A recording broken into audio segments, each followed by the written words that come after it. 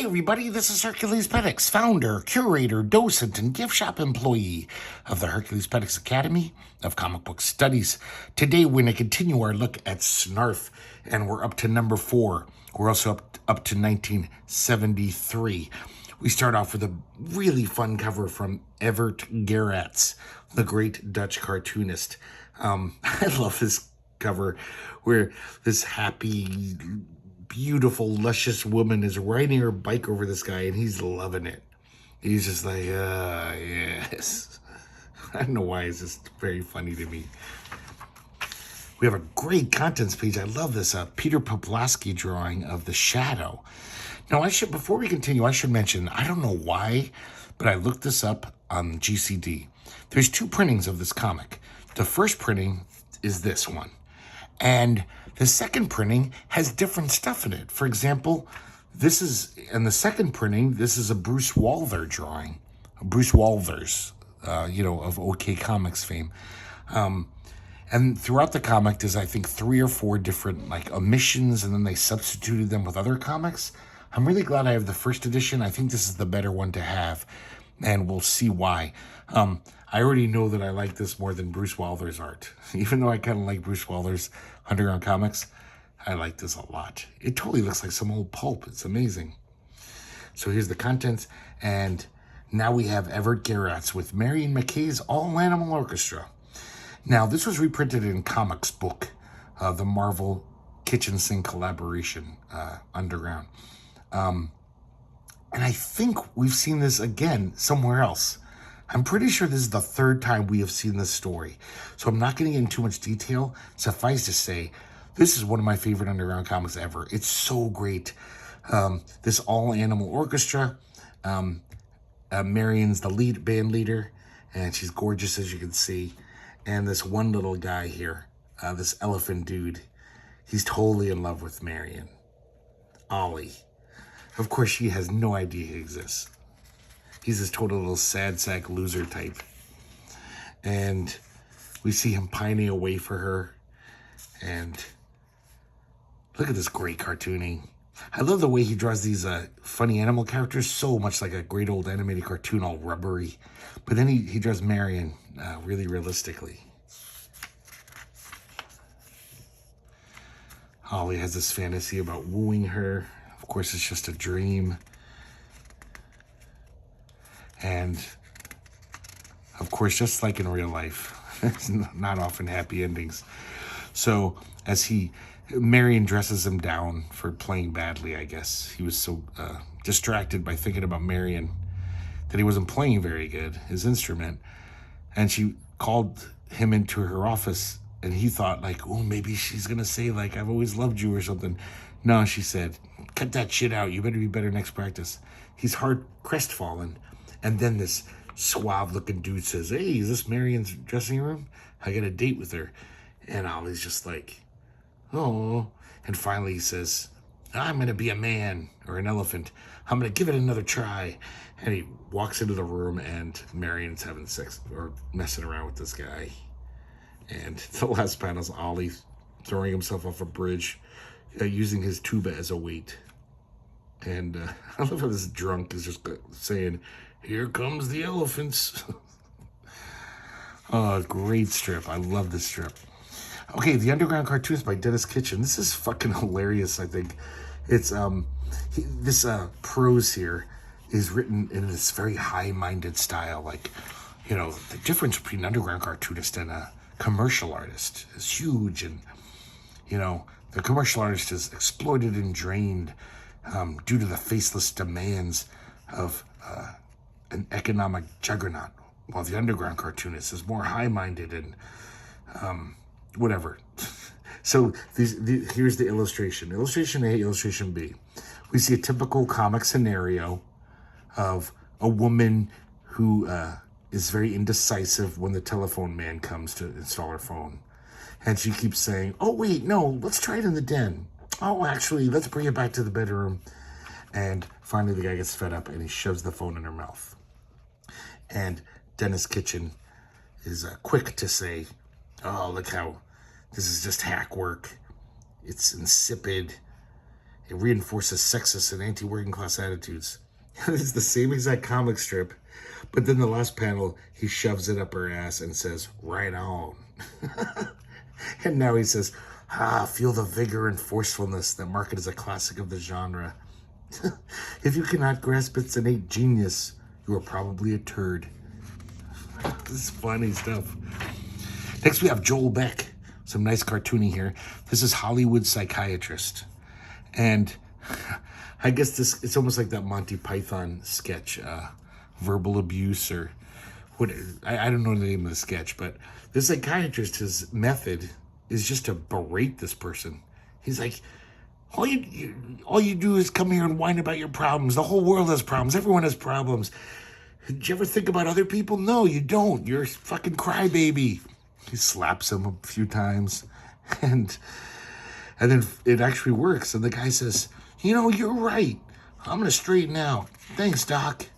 You really told it how it is. And the psychiatrist says, oh my God, it worked. Going to have to watch that. Kind of like it. Pretty funny. Oh, this is so great. So about maybe 6 months ago, a year ago, we looked at the Pagfeek papers. And there's an underground comic by this guy named Mark Morrison. He's a very unique underground cartoonist. It's not very underground as far as like sex and rebellion or drugs or anything like that. It's just like old-time humor, but he's really clever. Like this whole strip is just this guy, I think his name was like Grandpa or something. I can't remember his name. And he sees Froggy playing solitaire, and he says, "Oh, cut me in." Grandpa says, "What do we play for?" And the frog says, "A while." And almost every panel is a pretty funny joke, or at least clever wordplay. I'm not going to read them all to you, but it's I love his stuff. It's so weird, so different.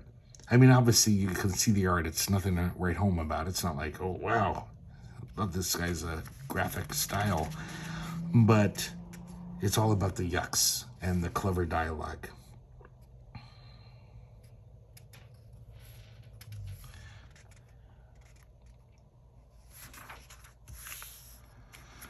And so they're playing this game. It just goes on and on. And I know it looks boring, but he's really good with the dialogue. It's even the jokes that aren't that great. It's pretty clever. It's not like it's not hackneyed at all. A lot of these underground cartoonists, their sense of humor is kind of like Borscht Belt, even though there's like naked ladies and stuff. But the actual joke is like, not that funny.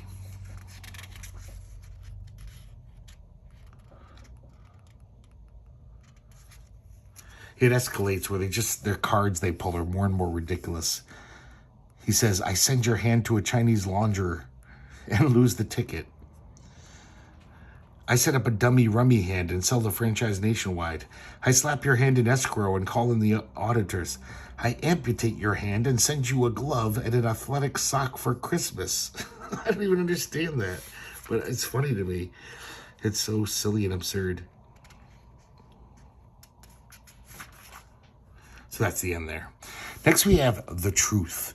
And I'm trying to look through to see if any other things have been replaced. This is like my Consumer Reports thing, where you can decide if you want the first edition or the second. So here's more of Peter Loft. And once again, like, look at this just great classic cartoony style. This looks like something that could be in the Sunday Funnies. Well, back when the Sunday Funnies were drawn well.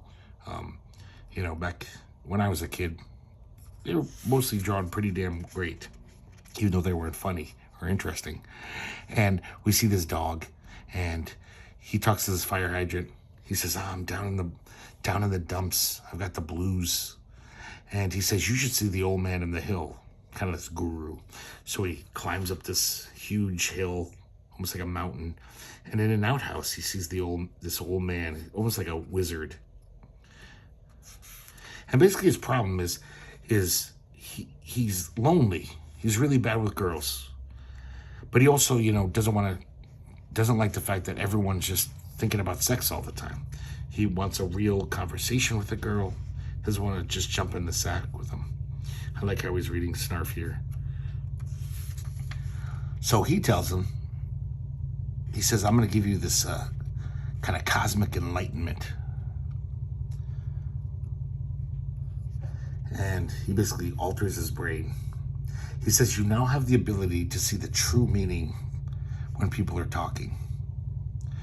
So he sends him back to the normal world, and the dog's happy. He's like, oh, I'm going to use this knowledge and get laid, or at least meet a nice woman. So he goes to this pub, and so this is kind of clever. I kind of like this, how like this couple here are talking about Marx, having a political discussion, but what they're really saying is, how about it, sweet, you want a screw? I don't know. Why don't you convince me a little bit more? And these guys are talking about work, but they're really just thinking about fucking. And he realizes every conversation is really just about getting laid. And it kind of horrifies him. He's like, no. He runs back to the wizard, and he says, please, this is driving me crazy. Tell me there's more to life than sex. But he basically tells them, like, well, actually, the biggest cosmic truth is, like, yeah, we all want sex. There's no getting around it. So, I don't know, let's deal with it.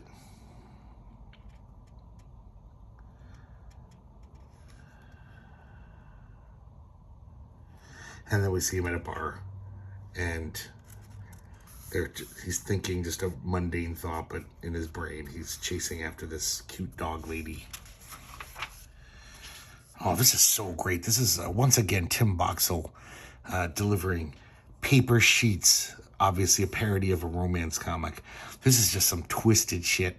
I realized from reading these Snarfs and a few undergrounds of the past year or so, I really like Tim Boxell stuff. His art always like kind of creeped me out, but now I realize, yeah, it's all part of the formula, because his stories are fucking creepy and weird. Like he taint rot in the head, this guy, or at least he seems. So it's narrated like a romance story, you know. My name is Sally. I'm here to share my story. She lives in this crummy neighborhood. It seems like all of the guys in this shitty neighborhood just constantly abuse her and taunt her.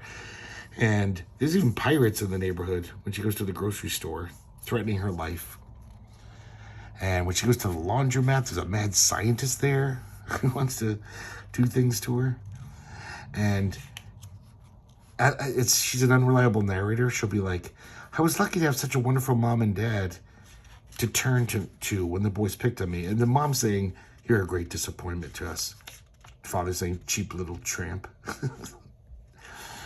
And it's just all around just a nasty story. She meets this guy one day, because once again, she's naked. I guess these guys just like assault her all the time. So this guy hands her a jacket and says, cover yourself. And they begin a whirlwind romance.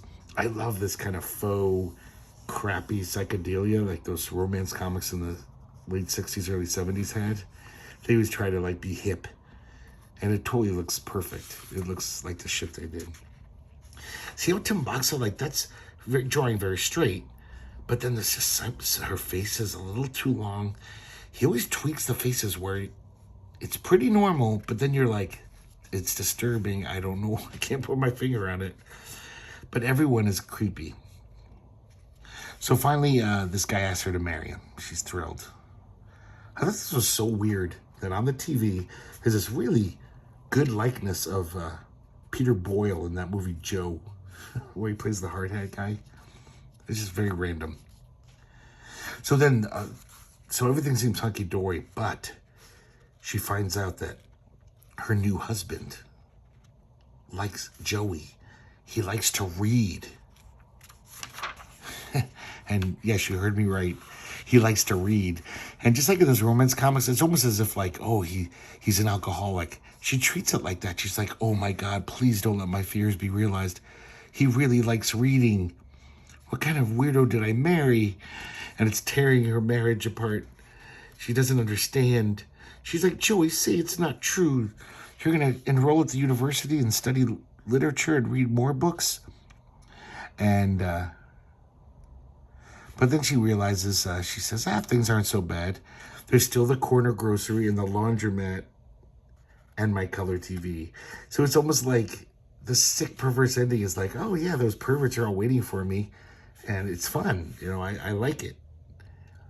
So I can still have my fun. Oh, just all around, just a nasty story. And of course I love it. So I know this for a fact. This is a reason why you need the first edition. Let me look real quick here. Oh yeah. This Origin of Wild Man is not in the second edition. They replace it with something else. Actually, a reprint. So this is grass green once again. Strangely enough, this takes place after the origin of Rubber Roy. But, of course, it flashes back before he met him, because it's his origin. And, you know, longtime viewer Archibald Gernsback mentioned to me, like, yeah, the Kurtzman in him. And now I can't unsee it. All of his construction, I know the art doesn't look necessarily like it, but the way he sets up jokes and it's just so Kurtzman-like. Just the repetition. It's so like early Mad. It's really funny. It's funny stuff. And as you can see, he's trying to duplicate a very straight kind of superhero style, but it's more cartoony. So I guess there was this scientist who was like in so many origin stories, these two evil agents of a foreign power are going to steal his secrets. They break into his laboratory, and he says, "Nope, you're not going to get my notes." No, and this, look how Kurtzman this is. "No, sir. Nope. Not ever. Never, ever, never. Nope. Scree." Oh, sorry. And then they pull out a gun, and he's like, "Here, take it." So they take this super secret device, and then, like in many superhero origins, they knock him into this vat of vials of chemicals. Of course, the chemicals do strange things to his body, and he, when he comes to consciousness, he's full of energy, vim and vigor. He says, "I feel like energy personified." Of course, the whole time while he's unconscious, these guys have this total funny, almost a vaudeville routine going on. Oh, look at that other Kurtzman thing. Slappity, slappity, slap. Even though I think Kurtzman would go smeckity, smeckity, smeck, but he's slapping him again and again.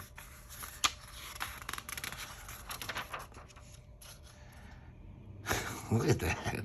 That's crazy looking. So this guy, who obviously is a wild man, and he beats the shit out of these guys, and he dedicates his life to fighting evil.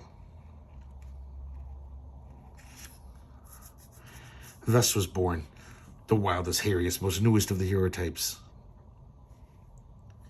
And there's Rubber Roy.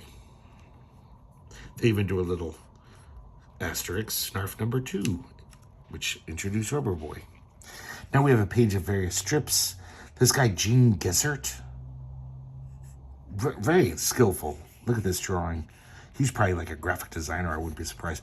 But it's just stupid as hell. Just dumb. Dennis Kitchen.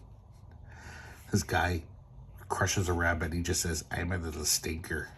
It's not funny, but I just chuckled, didn't I? Here's Bruce Walters with Oscar OK Kabibler. Very just bizarre, once again. Another Dennis Kitchen, Little Ingrid. Studley by Don Glassford. I really like Don Glassford's cartooning. But I'm not a big fan of his writing. And then, guys, my nemesis, who will, I think as the years go on, will be in more and more Snarfs. It's Howard Cruse with Barefoots. Now, I love a lot of Howard Cruse, but I do not like Barefoots. And these are all just little strips of Barefoots. I think we get 2 pages of it. So it's a lot of bad jokes. It's all cutesy-wootsy and ugh. But man, his lettering is impeccable. His design style is so good. This is why Barefoots is my nemesis, because it's like, Howard Cruse, you're so good. Why are you wasting your talent on this shit? And I hate the way he draws his girlfriend. Ugh, it's so annoying. Don't ask me why. I can't put it into words. I just want to rip up this comic when I see that. And I guess there's something instead of this ad in this second edition. I think maybe a little pinup or something. And then we have this weird back cover, which I never heard of this guy. His name is here. Let me find it. Sorry. Oh, you know what's in the second one is a Skip Williamson comic, and it's not giving me the cover here. Let me check real quick. I think it's different in the second edition. A guy named Peter Meneses, and we see Pinocchio eating Jiminy Cricket. Yeah, kind of cute, whatever. But there you go, guys. Another fine issue of Snarf, number 4. I hope you guys enjoyed looking at it. I'm really digging these Snarfs. I haven't read them in quite a while, and I think I have every issue now, and soon you shall see them all. Slowly, I will unveil them for your eyes. And yeah, I'm dying to see what's in the next issue. I'm very curious. I'm not going to let myself peek until I make the next video. So, guys, thanks for watching, and I hope to see you next time here at the Herculespetix Academy of Comic Book Studies.